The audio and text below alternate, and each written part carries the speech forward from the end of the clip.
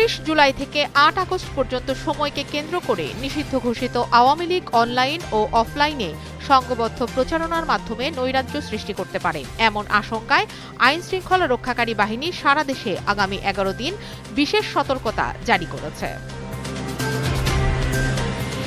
শহীদ আবু সাইদ হত্যা মামলার আসামি পক্ষের অভিযোগ গঠনের শুনানি আজ।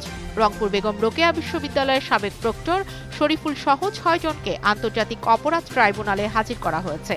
সকালে প্রিজন ভ্যানে করে তাদের ট্রাইব্যুনালে আনা হয়।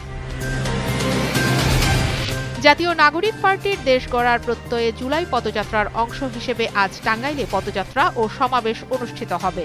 ইতোমধ্যে সব প্রস্তুতি সম্পন্ন করেছে নেতারা। এই কর্মসূচিকে কেন্দ্র করে শহরে নিরাপত্তা জোরদার করেছে পুলিশ ও আইন শৃঙ্খলা রক্ষাকারী বাহিনী। ফিলিস্তিনের অবরুদ্ধ গাজা উপত্যকায় হামলা চালিয়ে একদিনে আরও 80 জনকে হত্যা করেছে ইসরায়েল। একই সঙ্গে অনাহারে 14 জনের মৃত্যু হয়েছে।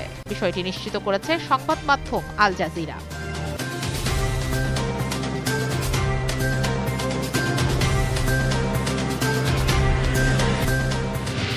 5 ম্যাচ টি-20 সিরিজের শেষ ম্যাচেও হারল ওয়েস্ট ইন্ডিজ। এর আগে সফরের 3 ম্যাচ টেস্ট সিরিজের সবগুলো জিতেছিল অস্ট্রেলিয়া। ফলে এই সফরে টেস্ট ও টি-20 মিলিয়ে 8-0 ব্যবধানে ওয়েস্ট ইন্ডিজকে পরাজিত করল অজিরা।